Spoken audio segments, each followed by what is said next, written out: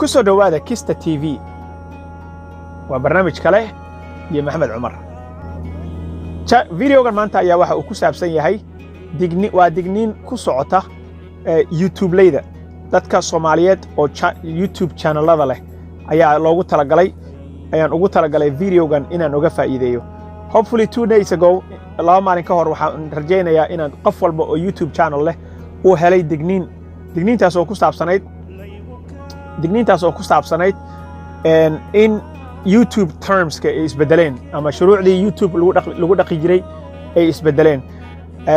All the content creators waa loo diray dad qof kasta oo content creator ah ama YouTube-ka channel ku leh ama wax ku soo daaya waa loo diray YouTube channelka digniinta ayaa waxay ahayd in designation loo sameeyo ama aad caddayso contentiga aad samaysay ama videoga aad duubtay in uu yahay video loogu talagalay carruurta iyo in uusan ahayn. Haddii marka shuruucdii ay soo saaratay dowladda federaalka ah ee Mareykanka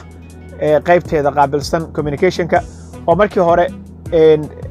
aan soo fargashan jirin arrimaha YouTube-ka ayaa waxay bilaabeen in ay ku soo biiraan qolyaha daneeya YouTube-ka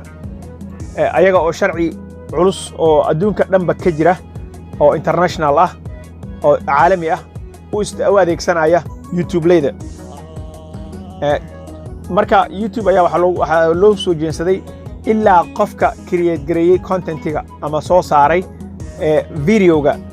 all the way down from the top of YouTube to all the way down to qofka soo saaray videoga ama soo post gareeyay ayuu sharcigan qabanaya. Sharcigan ayaa waxa uu yahay waxay yiraahdeen haddii contentiga aad soo saartay ama videoga aad soo samaysay oo aad soo saartay way ku jiraan waxyaabo carruurta ku saabsan waa carruurta marka la yiraahdo wixii 13 ka hooseeya waxyaabo carruurta ku saabsan waa in aad designate garaysaa ama aad check siisaa aad tiraahdaa videogan waxaa loogu talagalay carruurta. Haddii aad oran weyso ama channelkaaga uu laga waayo in uu yiraahdo arrinkaas oo designation aad u sameyn weyso contentigana ay noqoto content carruurta soo jiidanayso ama video carruurta ku saabsan ama carruurta wax u sheegayo ama carruurta maartay ku saabsan waxaa lagu ganaaxi karaa not per channel ma aha channelki per video oo ay violation ka helaan halkii videoba waxa lagu ganaaxayaa $42,000 baa la ganaaxayaa $42,000 per video. Haddii marka 5 video ay ka helaan in ay violation ku sameeyeen sharcigaas ay soo saareen sharcigaas ayaa waxa kugu noqonaysa $200,000. So maanta waxaan rabaa in aan si fiican ugu faa'iideeyo dadka YouTube channelada leh YouTube leeyda aan u naqaano Soomaalida haddaan nahay in aysan helin ama aysan ku dhicin strikes ama violationkaas aysan ku dhicin. YouTube already termskiisa uu bedelay si aadan channelkaaga u waayin si aadan u waayin maaragtay aan lagu ganaaxin bankruptcy aysan ku gelin nimankan ama dowladda Mareykanka aysan kaaga daba imaanin waxaad yeelaysaa wix alaala wixii carruur ku saabsan oo videoga channelkaaga ku jiro. Okay, tusaale in siinaya waxa jiro you can designate per video tusaale in siinaya YouTube channelada waaweyn sida Universal TV, Home Cable TV and Astan TV oo kale waxay leeyihiin programyo fara badan. Programyada faraha badan waxa laga rabaa okay, let's say sports bay leeyihiin. Sports is not meant for carruurta. So taas ma designate garanaysa videoyada noocaas ah. So you can do per video wax ka wada waxay leeyihiin madadaalada carruurta. Okay, haddii videogan uu yahay video carruurta madadaaladeeda ay tahay you have to designate it. Waa inaad u sheegtaa in videogan carruurta loogu talagalay. Haddii ay sheegi waayaan per video of violationkaas galo waxaa laga qaadayaa halkii videoba $42,000 bay dowladda federaalka ah soo jeedisay. wax soo jeedinna ma aha waa sharci waa law lawgan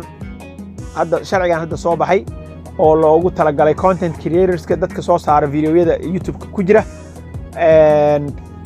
waa arrinkaas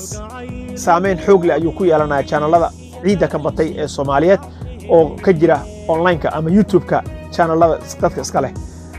haddaba sharciga muxuu yahay sharcigan wuxuu yahay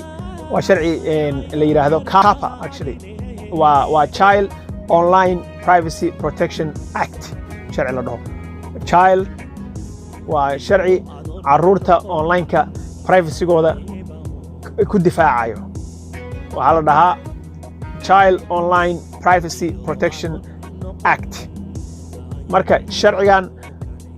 haddii aad istiraahdo aniga African ka soo galaa YouTube-ka ama channel-kayga is based out of space sharcigan ma qabanayo ha ku qaldamin sharcigan waa sharci international ah waa sharci maaragtay affect garaynayo ama saameyn ku yeelanayo qof kasta oo YouTube channel leh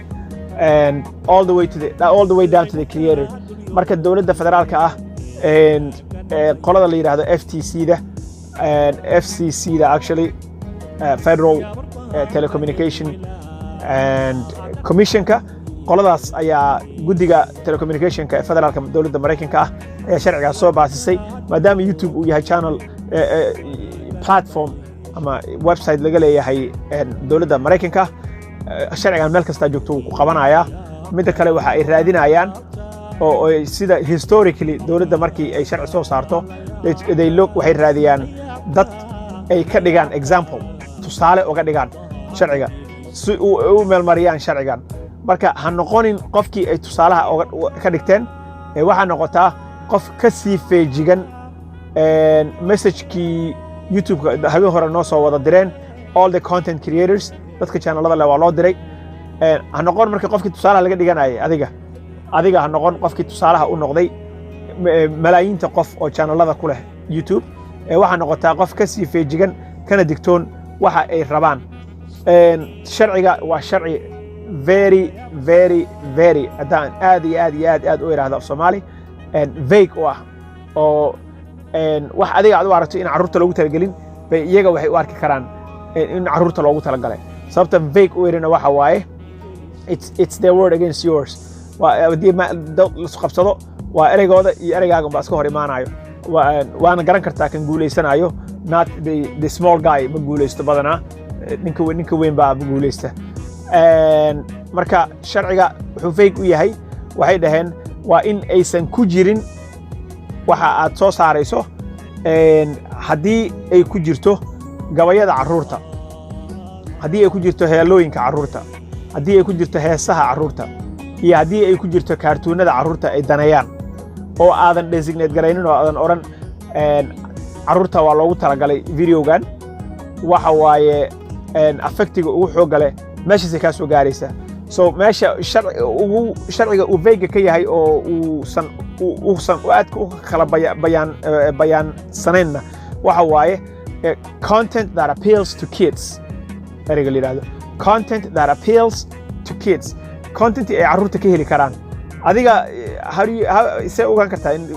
videoga soo saartay uu yahay mid caruurta ay ka heli karaan iyo mid kale marka meesha vague uu ka yahay oo shuruucda